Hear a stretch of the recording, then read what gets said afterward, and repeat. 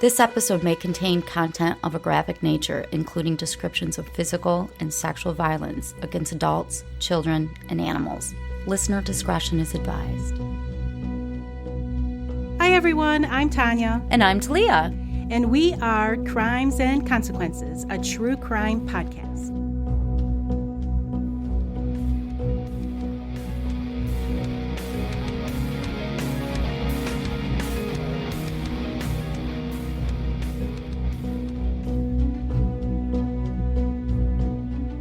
Talia. Hey, Tanya. Don't ask me how I'm doing. Can we just cut through all that bullshit? Yeah, I'm not going to ask. Okay. I haven't asked you in the last couple episodes. I don't know if you've noticed. Yeah, there's a reason. Unfortunately. It's not funny, but there is a reason. So anyway. I'm a little off today with my sinuses and stuff, guys, so bear with me. Tanya's got this, though. I've got it. So I'd like to welcome everyone back to another exciting episode of Crimes and Consequences. Before I get into the episode today, though, I'd just like to remind everyone to hit the subscribe or follow button on whatever app you're listening to. And have you ever heard of the Russian Bonnie and Clyde? No. Okay. Well, even if you're not a fan of true crime, you will probably know the names of Bonnie and Clyde, right? Right. They're pretty infamous. And Bonnie and Clyde, they grew to fame like during the Great Depression. Oh, yeah. After robbing a bunch of places, and they were young lovers who did what they wanted, and they didn't care about consequences. And they killed people. Yeah, like you said, they went on a murder and robbery spree across multiple states and lived a life of crime, and they seemed to love every minute of it. However, their little reign of terror came to an end in a hail of bullets. Yep, I saw the movie about it. 130 rounds to be exact. They were fired into their car after police ambushed them. Our story follows two young lovers who compared themselves to Bonnie and Clyde after a standoff with police that was unfolding on a live stream for the internet to see. No shit. Yeah, it's crazy. Like Bonnie and Clyde, our lovers met a deadly fate, but some say their deaths aren't as black and white as they may seem. I mean, why would two young teens with full lives ahead of them want to go out in a blaze of glory? Because they're young teens. Yeah, exactly, right? Teens are stupid. Our story follows Denis Muravyov. Okay. Muravyov and Katya Vlasova. Katya. Katya. That's my daughter's middle name. Oh, is it? I like that name. It's cute. So it's Denis and Katya. In 2016, 15-year-old Denis and 15-year-old Katya met for the first time after Denis and his family moved to Pskov, where Denis' stepfather got a construction job in the village. They're in Russia, by the way, in case I didn't make that clear. You made it clear. Okay. The pair added each other on VKontaktu, which is a social media site similar to Facebook in Russia. They call it VK. For short. Let's just call it VK. Yeah, I'm going to call it VK because I'm not going to be able to say this But it's name. like Facebook. Yeah, it's like Facebook. You can post statuses. You can direct message people. You can do all the same things that you can do on Facebook. Denis and Katya began messaging each other and became friends quickly. Exchanging messages soon turned into walks after school and spending time with each other. And not long after that, the two became an item and fell in love. Aww. You know how young love is, right? Young love. They were inseparable, and they spent a lot of their time together.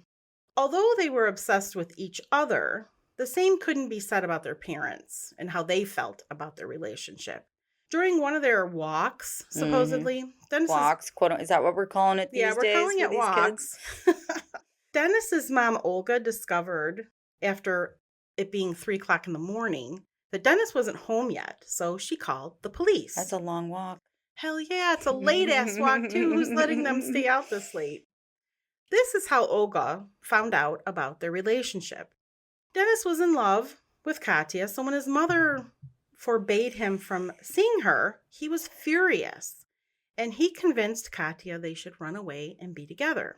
When Denis's stepfather went looking for the couple, he found them on a rooftop the next morning. So that's where they ran away? Yeah, that's where they ran away. And they weren't going to stop seeing each other, so they continued their relationship despite their families objecting to their young love. Young love. However, this relationship wasn't all rainbows and butterflies. No. Go figure. In early November 2016, Katya broke up with Denis. She felt maybe things weren't right when it came to being with him. There had been accusations made about Katya that she was cheating on Denis throughout the relationship. However, Denis wasn't about to give up on her. He loved her and he just kept pursuing her. Denis won her back when he posted on VK a status that made Katya fall head over heels back in love with him. All right. You want to hear what that hot message was? Okay. So he posted, quote, "Forever in my heart, despite everything, I love you. Love you now and will love." End quote. That's it? Yeah, Katya was so moved. She's like, oh my gosh, he posted that for everybody to see on social media. Yes, on social media. Oh my God, I love you so much. Back together again. Olga knew that trying to keep Denis and Katya apart just wasn't going to work. And Olga was a psychologist. And due to this work, she knew that if she was going to have a good relationship with her son, she needed to build a relationship with his girlfriend. So she's like, okay, if I can't beat him, join him, I guess is the attitude. All right. Olga invited Katya over for dinner and to have a talk, which went surprisingly well. The two became very close. They went shopping together, and Katya would come over often to have dinner with Denis's family. Katya had become like a daughter to Olga. Really? Yeah, and she even grew close with Denis's 7-year-old sister, and she taught her to draw because Katya was a talented artist. Katya was able to integrate into this loving family, which wasn't really what she was getting at home. She spent a lot of time at Denis's house because I think her home life was pretty shitty. There was no evidence to suggest that Katya's family was violent, but it really wasn't a very loving household. Olga doted on her children with love and care, whereas Katya's mother and stepfather were often described as soulless. Oh. Yeah. So I don't know, man. It's just cold. They're just a little cold. Soulless. Soulless is like Ted Bundy. Right? I mean. I know. Katya found a safe haven with Denis and his family, and their relationship began looking up as Denis's family grew to love Katya like she was part of the family. In the summer of 2016, Denis's mother received a notice from the Russian Juvenile Commission accusing her of subjecting Denis to an improper upbringing.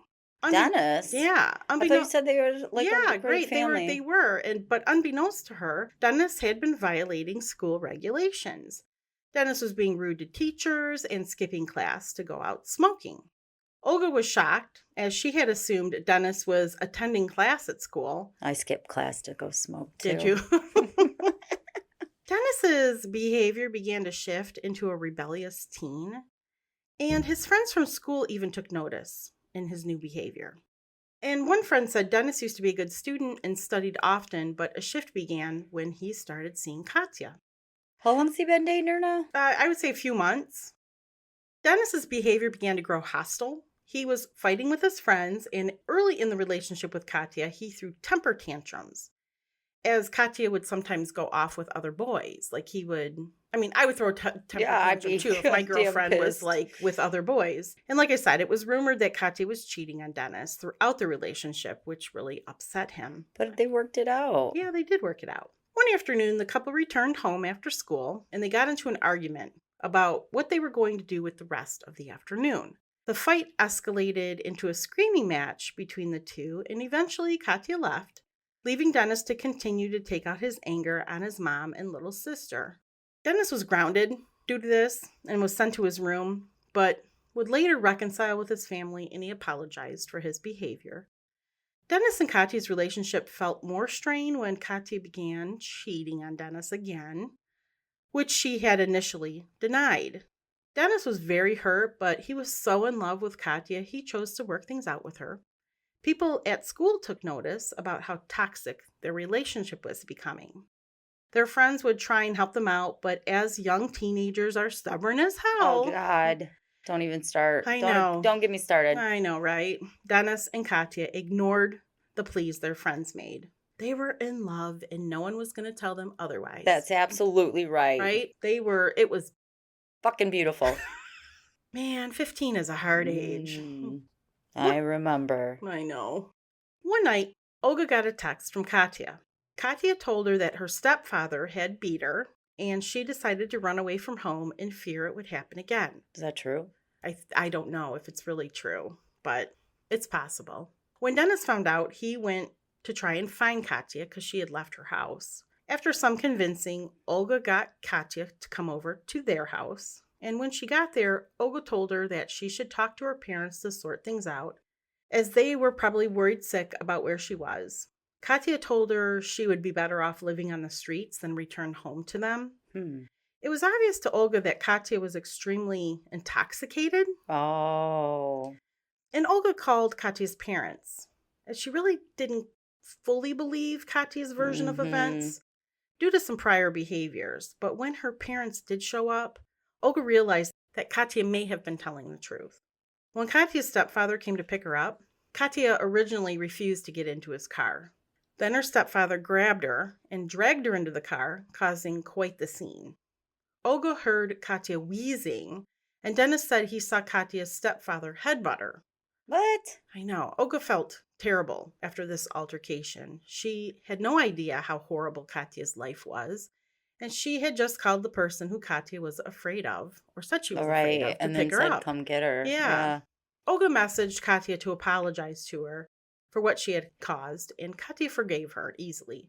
But there was concern that Katya had hinted that she may take her own life. Olga insisted that Katya come over for dinner. And when she arrived a few days later, she had a noticeable bruise on her head. Apparently, Katya had decided to sneak out to a friend's sleepover. Katya had a curfew of 9 p.m., so when her mother discovered she wasn't home, she went out and found her at this friend's house. Katya's mother took her home, and allegedly a screaming match ensued, which turned into a physical altercation, which is where it is assumed she got the bruise. Olga had gotten some ointment to help with the bruise and asked Katya if she was seriously considering taking her own life, because she was saying this. She's just like, I'd be better off dead. Katya told her that, well, I did rethink it, and I don't think I will. Okay. So I think we're good. Katya expressed she was hesitant to go home, though, as she feared what she would be returning to. But she did eventually go home. The next day, Denis's mother looked at Denis's VK page, where she saw a post that had recently been made where Katya had said she would go, quote, to the end, unquote, with Denis. What's that mean? Yeah, when his mother asked him what it meant, Denis simply told her that she had nothing to worry about and that Katya just needed some time to cool off. Denis's mom, Olga, was still concerned. What could Katya mean, to the end? Yeah. She had just made comments about suicide earlier in the week. Could she be contemplating ending her own life? Olga was right to be concerned about Katya and her son. The pair had a plan, and the plan wasn't going to have a happy ending. On November 11th, 2016, Denis suddenly goes missing. His mother and stepfather had returned home in the afternoon to find that he wasn't home and his phone had been switched off. When they continued to search his room for answers, they found that some warm clothing had been taken, some pillows, blankets, a knife, a bottle of alcohol, and some bank cards were also missing. It was discovered that Denis had used the cards earlier to withdraw 1,000 rubles. From his parents? Yeah, from accounts? His parents' accounts. And 1,000 rubles is only about $13. Oh, it sounds not like a lot. I know, it sounds like a lot. Sounds like a lot of money.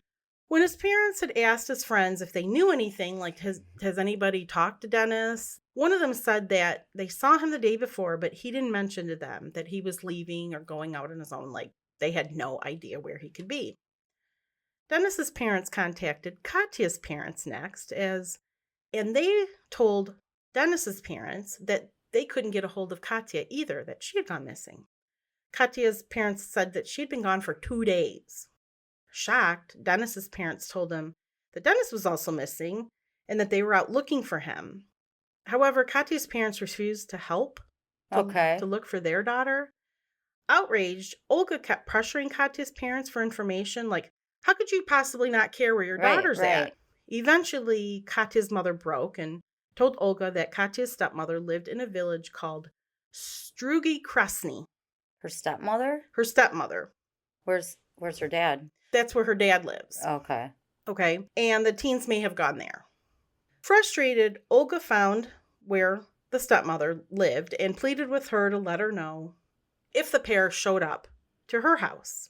Whilst Olga was looking for a lead, Denis's stepfather was searching all of the known spots that the teens liked to go to. After extensive searches around the village, Denis's family decided to report Denis missing. Katya's mother got in contact with Denis's family and told them they weren't going to be filing a missing persons report on their daughter. However, despite saying this to Olga, Katya's mother did end up making a report, but it wasn't to report her missing. It was a report to the Commission of Juvenile Affairs in an attempt to get Katya placed in a boarding school. Well, you know what? That's not really a bad idea. Yeah, probably not. Not long after this missing persons report was filed, Denis contacted his mother. He told her that he was with Katya, that they were safe, but he wasn't going to tell her where they were. Denis also asked his mom to withdraw her report to the police. Like, I'm not missing. Son. Yeah. Okay, son, whatever you want. However, Olga was like, yeah, I'm not going to do that. What the families didn't know was that the teens took a minibus to Strugi Krasny, and they got in contact with Denis's half-sister and asked her if she could rent an apartment for them because they couldn't. They were only teenagers. Well, how do they have any money? They have $13. I know. I don't know. Rubles. You know, shit doesn't make sense when you're a teenager. And before I tell you the rest of the story, we're going to take a break.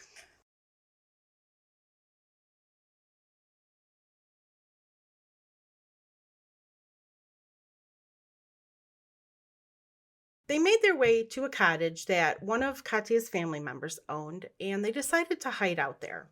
It wasn't occupied at the time, and they got into the cottage by breaking in through a window.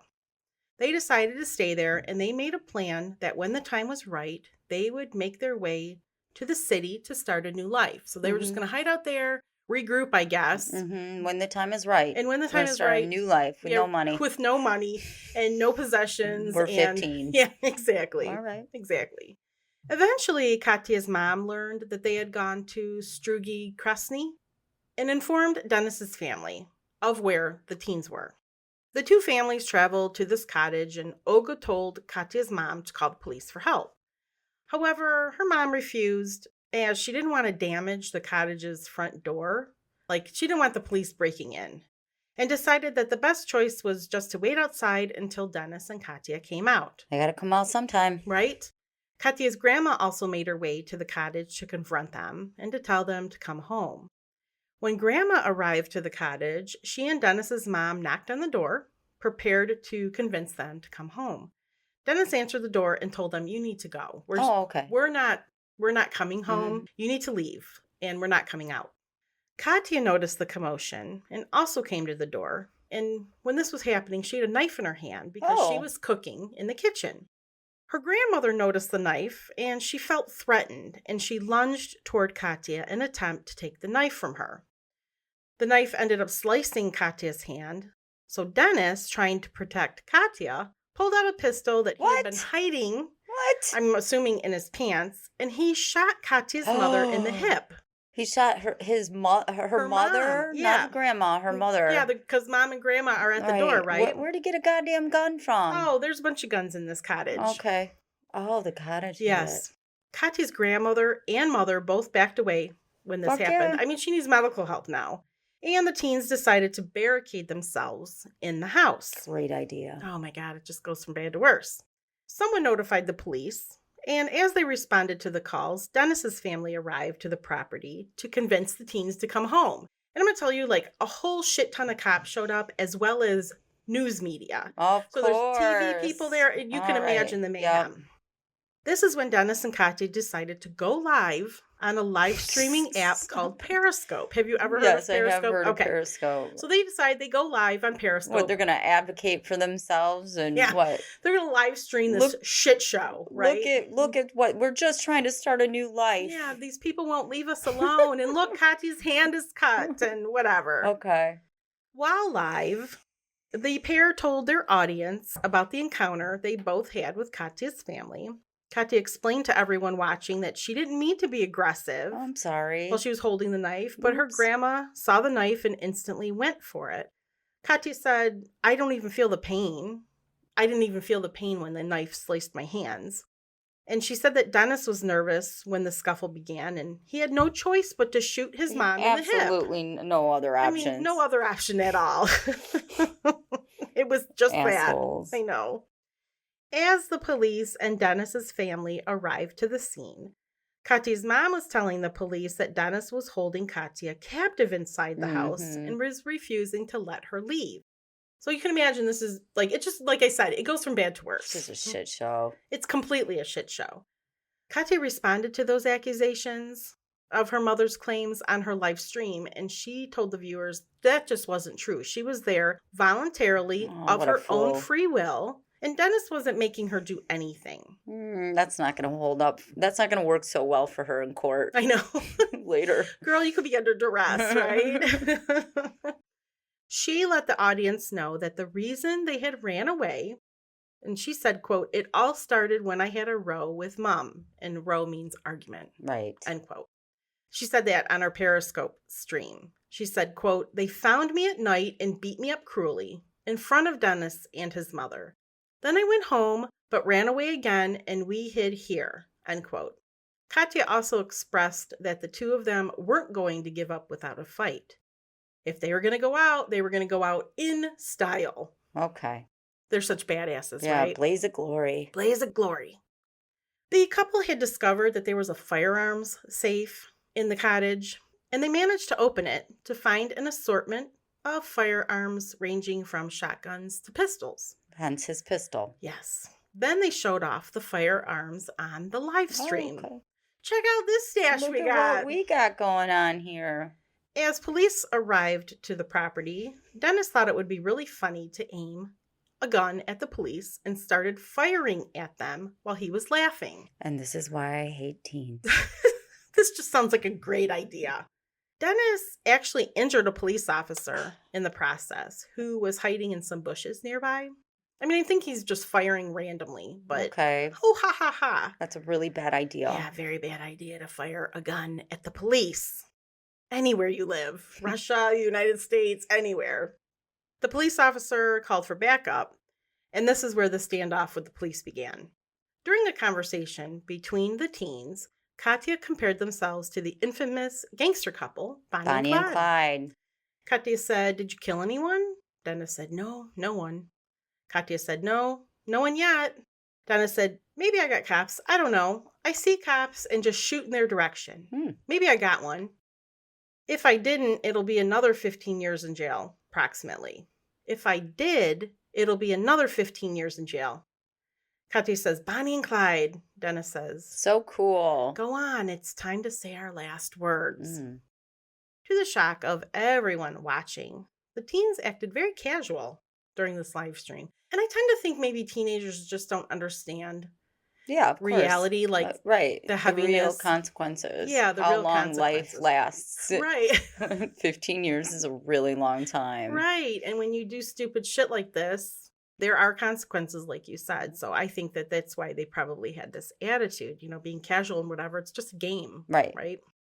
They were seen cutting their hair on the live stream and dyeing it. They were eating food, drinking, smoking, and they continued to show off the firearms. Katya and Denis took humor in the fact that they knew that the special police unit would be forced to storm the property, and the teens told everyone that they were going to open fire as soon as the police entered the home. Denis then picked up a gun and shot the TV, which was inside the house. They then decided to throw the TV out of the window at police. The teens continued to make jokes about the police, calling them useless, and told their audience on Periscope that they would only storm the home because they were bored and were afraid of children, right? They reveled in the thought of shooting at the police and said it would be fun to shoot at them. Denis claimed he had shot 2 dogs before the standoff. What? However, there wasn't any evidence of any animals being shot That's in the area. horrible. Yeah. The teens joked about how they were psychopaths. Yeah. That were misunderstood. Sorry. Okay, well, you're a psychopath. Yeah. It's hard to understand you. I know, right? Oh my goodness. See, it's kind of hard to understand irrational behavior. Right. During the live stream, Katya was seen holding a gun to Denis's head with no reaction from him. He was smiling while Katya held the gun to his head. With all these wild things that they were doing, friends who were watching the live stream tried to reason with them, telling them all the things they were risking. Did they get a lot of viewers? I don't even know how many A viewers lot of likes? there were. I know, right? This is so dumb. One person told them to think about their whole life that they had ahead of them. And to this, Katya said, quote, "Life ahead? Damn, they don't understand what we've done." Denis replied with, quote, "They will put us in children's prison," unquote. Both Denis's and Katya's family tried to reason with them, to no avail. Well, at this point, they haven't killed anybody, so No. there's still some Yeah, chance for redemption in a life. right.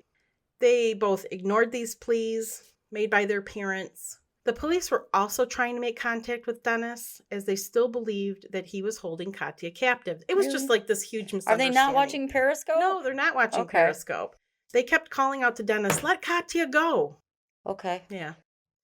Little did the police know, or like you mentioned, because they weren't following their live stream, Denis and Katya had started discussing suicide. Why isn't anybody from Periscope letting, the police know I what's don't going know. on? I don't know, right? Like, Because they're other teens. yeah, it must be right, because they're other teens. Exactly. You mean people in their audience. Right. Yes. Yeah. Yeah. Because they're all dumb fucks. That's why. I was the God. dumbest fuck when I was a teen. The police were trying to negotiate with Denis, saying, quote, "Denis, calmly come out. That's enough. We are all tired. Just don't do stupid things," unquote, over a loudspeaker.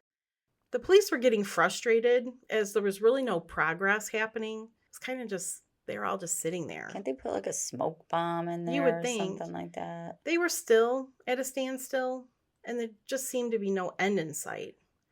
With the help of police, Olga convinced the teens to surrender their weapons to her. Oh. The teens walked to the balcony of the property. Like, Olga had gone over there and said, "Can you just give me the weapon?" So they walked to this balcony and they dropped down a knife, various ammo cartridges, and guns, and told Olga that the only thing left in the house was a ladle. I know, right? A couple shit. Yeah, a ladle. spatula and a ladle. I don't know. Is that a weapon? No. I mean, What is that? what kind of damage could you do with a ladle? I mean, you could hit somebody with it. I don't know. I don't know. I'll have to see if anybody's ever been killed by a ladle. I bet you someone has. Probably. It'd be crazy enough. Denis's mom collected the weapons and moved them away from the property before going back to the balcony to continue to talk to them in hopes that they would surrender themselves. Denis's mom told the teens that Katya could come live with them so she could get away from her abusive parents. Oh, that's the last thing I would want is Katya to live with me. She's just trying to get them out. She also told her son that she would always be there for him and that she loved him very much. Olga made small talk about the teens' new hairstyles. Because like I told you, they cut their hair. I like how you cut your hair and dyed that it. looks cute. It looks really nice. And she was trying anything. This poor woman. After chatting for a while, Denis asked for 40 minutes alone with Katya so they could get their things together. Okay. Thinking that she finally got through to the pair, the police and Denis's mom obliged and gave them the time they asked for. When the police went through the firearms that they had surrendered, they believed that they weren't being truthful and they still had weapons in the house. No shit. Yeah, no shit, right? Spoiler alert. The owner of the cottage, who happened to be Katya's stepdad, later confirmed to the police that there was still one more firearm in the house. In between conversations with his mom, Denis was talking to Katya on the live stream about how his mother only cared now because the police were telling her to act upset. Quote, "Now my mom is not so upset. This is just SOBL, which is the Armed Special Forces, told her to say it this way," unquote. The 40 minutes were up, and Olga made her way back to the balcony to ask if they were ready to come out. Denis told her he wanted another 5 minutes before the police came and entered the home. Wanting to go in, Olga had enough and headed toward the door to get inside. Oh, she's pretty brave. Yeah, she is. She's like, "This is fucking bullshit. Yeah, right. This is ending now. You're getting out of here now. Yeah, you're getting out of here now. I've had And you enough are of this grounded. crap. Yeah, you are grounded forever, mister." Right? Once the police realized what she was doing, they ordered her to move away from the door. So she's like, okay. And she moves away from the house. And while she's doing this, she tried to call Dennis's phone, but there was no answer. It had been turned off. Sick of the games the teens were playing, the police decided to storm the cottage. The police used a flashbang before entering the house in order to distract the teens. And isn't that like when it's really loud, right? Yeah, and then it has that big flash and it just supposed to disorient you? Yeah, exactly. Yeah, that's what I thought. As they made their way up to the room where the teens were staying, the police found the bodies of Katya and Denis, both with fatal gunshot wounds. During the 40 minutes that Denis had asked for, the teens continued to stream their standoff on Periscope. You could audibly hear Katya sniffing in the background, and she told the viewers of the live stream she was too afraid to kill herself. They showed the shotgun that they still had on the stream, and their final moments were coming to an end. Katya asked Denis to shoot her. She went and sat on a couch where the teams filmed most of their streams. Denis then shot her in the face. After he shot Katya, he turned the shotgun on himself and shot himself as well. Allegedly, Denis was texting a friend about shooting Katya. He told his friend that he was going to tell Katya to turn her back and shoot her from behind so she wouldn't be so scared. Before they died, both teens wrote a post for their VK accounts, and both read the same, and I'll read it to you. It said, quote, "I love you, but you did not notice how you had ruined my mind and life." Who is this addressed to? I don't know. Goodbye, all. Friends, family, and acquaintances. Don't worry, I'll leave in a beautiful way. Good luck to everyone in life, and please don't fear to live however you want or feel is necessary. A life of pleasure is the best life. I love you. End quote. It's weird. Yeah, that's weird. That's not very deep. I know, no. Not goodbye. really. It should have just been like, goodbye, world. I don't know. Afraid to live a life of pleasure? Yeah, what? What? Just weird. Do whatever you want. Oh, okay. Sometimes you can't. No. Sometimes you got Trust me, you got responsibilities and shit. kids. I know, right? I can never do what I want. I'm a mom Uber half the time. I know, exactly. I know, like 80% of my life is not doing what I want. Right. At least. At least, yes. An autopsy was performed on both Katya and Denis, and it was assumed that Katya gave Denis consent to shoot her before he killed himself. The autopsy showed that they were mildly intoxicated, but no drugs were found in their system. However, many people speculate that the teens were unarmed, and when the police stormed the building, that the police actually shot them both. Oh, there's that conspiracy theory. Yes, there's a conspiracy theory. But I thought it was all like live streamed. Yes, exactly. Exactly, right? So there's the conspiracy that they didn't commit suicide and that the police killed them. Why would the police go in and shoot them in the head or face? Well, during the live stream, both Katya and Denis agreed that suicide was not an option. So it was hard for some people to believe that they would have just done it. Also, people noticed that in the body cam footage from the police, you couldn't hear the gunshots that would have been the fatal shots. And it was supposedly a shotgun. I mean, those things are loud. Yeah.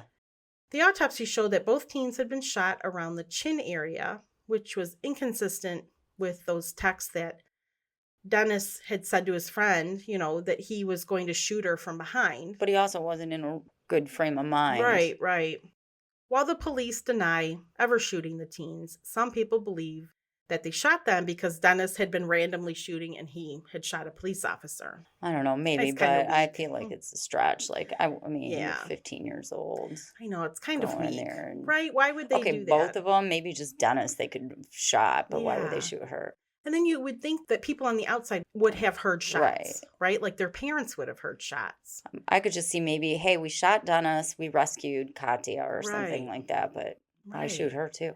I know. It just doesn't sound... No, I think the kids lost their minds. But some people just love conspiracy theories. I think they're great. I think they're fun, Well, this isn't fun. But no, but conspiracy theories are fun. I know what you're saying. Like, are there aliens? There are. Did they really land at Roswell? Maybe. I love that one. Yeah, I do too. That's one of my favorite. And JFK, that's my other one. Don't get me started on that, girl. I know. That's one of my favorites too. I mean... Anyway, okay, I'm digressing. We are totally digressing. I need to get back on subject. After their deaths, investigations were conducted over how the evidence was mishandled So I'm going to tell you, a member of the forensic team who took photos of the crime scene decided to take the camera home and allowed their daughter to play with it. Okay. The mother saw, so I'm thinking this was the dad, but This the whole mom, chain of custody thing it's bad. doesn't mean anything to them. The mom saw the photos and decided to upload the photos to her VK account. Oh. Which, beware, if you research their case, there are uncensored crime scene pictures of the teens' Why would she bodies do that? floating around. I know. All thanks to this forensic team member. A privacy investigation was conducted, but due to a lack of evidence, which I don't see how her posting on the fucking VK isn't evidence enough, but whatever, the case was dropped and no criminal charges were filed. Katya's stepfather was also charged with careless storage of firearms. But you said it was in a safe. They were in a Yeah, safe. they were. But like the other things that were going on in the investigation, the charges were dropped. The head of the district commissions and the Department of Minors of the Pskov Police Department, who was on duty at the time of the standoff, was charged with, quote, improper performance of his duties due to the dishonest attitude to the service, which negligently resulted in the death of 2 persons, end quote. What does this mean? Can you say layman terms? Well, according to the case file, this person did not fully investigate the circumstances behind the teens running away. They did not interview any of their friends or family, and also didn't include a juvenile investigator in their search for the teens. Okay. That's pretty kind lame, of a stretch. That's lame. The charges were also dismissed, mostly due to the fact that they could not have predicted that the teens were going to kill themselves due to the effort made by police. Right. I mean, maybe a little, because she was saying she was going to kill herself earlier. I don't know. It is a stretch, I think. Yeah. You don't think people are going to do that. Especially over, this was dumb. I mean, they didn't have a lot of choices. They can either storm it and have a gunfight, or they can give them 40 minutes to come out. Right. I don't know. I mean, this was just stupid to me. Like, they weren't holding anybody hostage. Right. They were, it could have been peaceful. But then they thought that Katya was being held hostage. That's true. So. Yeah. The school in which Denis and Katya attended avoided any criminal liability due to a lack of evidence of any wrongdoing. And I don't know what the school would do. They're just suing everybody. I know. Everybody's being charged with everything. An abuse of power investigation began against the local police, which was also dismissed due to a lack of evidence. However, many people believe that the police went into the cottage with the intention to neutralize Denis and Katya by any means. Denis was laid to rest on November 18th, and Katya's funeral was the very next day. Olga insisted that they be buried together, as that is what they would have wanted. However, Katya's mother vehemently objected to the idea. Yeah, I don't think so. Yeah. They're not buried together. Okay. Because I have seen their graves and their headstones. So they're not together. They weren't that good together. No, they really weren't. Buried together. Discussions were had with people from the village and the school about who was to blame for this tragedy. Because Katya and Denis both like to post things all over their social media accounts, many believe that social media should be censored or even banned. Allegedly, one of Denis and Katya's teachers knew about their toxic relationship and even tried to seek help for them. Despite seeking help for them, nothing really was done. This teacher said about Denis and Katya, quote, if I could have gone there, entered the house, took them by the hand, they would not have resisted. Honestly, that's my opinion. Who's to blame is Katya and Denis were teens. They were young teens in love, and they made some poor choices, and it's very sad, the result. But pointing the fingers at everybody else, really? Right. It's just not fair. In the end, they did make their own choices. Yeah, I think this teacher feels really bad because she was like, they just didn't know what to do. And I tried to help them, but no one came. And I do feel bad if Katya was actually beat, but there are people she probably could have reached out. That's true. To. That's but I'm not blaming. I'm just saying in the end. I mean, this is a very sad story. That's all I'm saying. Yeah. I'm not fans of teens, but it's a very sad story. I'm not a fan of teens. Yes, it is a very sad story just because it could have ended so much differently. Yeah. And I do believe in redemption. They were young. Yeah, they were young. So many felt like we have been discussing that this could have all been prevented if they had received help from someone. They also felt that the shootout was Denis and Katya's way of asking or pleading for help because nothing happened to Denis in his life. He had the perfect life. Yeah, he had a nice family. Okay. Is shootout as a cry for help? As a cry for help. God, You know, help. they should have been given a better way to maybe get out of the cottage or something, people are saying. Okay, I mean, you know well, what? this Hindsight some is so bullshit. easy to, oh, this should have happened. I mean, when the shit's going down. And he's got guns and he's Yeah. shooting. Right. He's got to be considered a threat when he's Right. shooting at the police. Olga broke her silence after the death of her son and posted a status online to express the grief she was feeling. She wrote, quote, "You died too early. Our pain cannot be expressed in words. Sleep, my dear son. You are out of pain. We keep the memory of you in our hearts. I am missing you madly. We terribly miss you," end quote. Poor Olga. I know. And while Denis had done some terrible things, Olga just still loved him very much. Yeah, it's I her mean, that's a son. mom. And she wanted to help him to the last moment. She was ready to go in there and be I know. like, "You kids need to cut this shit out." Right. I mean, My I can heart see. breaks. I know. Okay, this is crazy. Oh boy. The story of the teen lovers was made into an opera called Denis and Katya. An opera? An opera. Seriously? Yes. It followed the story of the teens, questioning why they would post their final moments on the internet, and explores how society reacts to these sort of tragedies.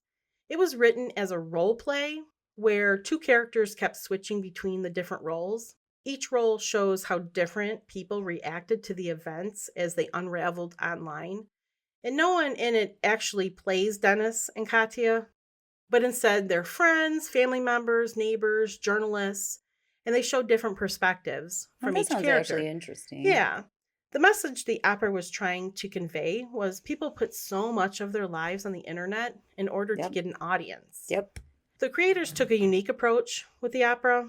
As the teens had streamed online, they decided that rather than having a conductor, like it was just different. Like instead of having a conductor, the musicians and the singers would have earpieces to move the story along. It was just different. I mean, I've only been to one opera in my life. So. I have never been to the opera. Do I look like somebody that would go to the opera? If Motley Crue had an opera, I would go. I've been to an opera at the Met in New York City. Oh, you're so fancy. Well, it was a school trip my daughter went on, right. so it was an organized activity. It wasn't anything I did voluntarily. Well, I guess it was voluntarily I went, but it was fun. It was an interesting experience. People anyway, like it. I mean, it was interesting. The opera won the Fedora Generali Prize for Opera in 2019. Residents of the village are still shaken by the events that transpired on November 14th, 2016.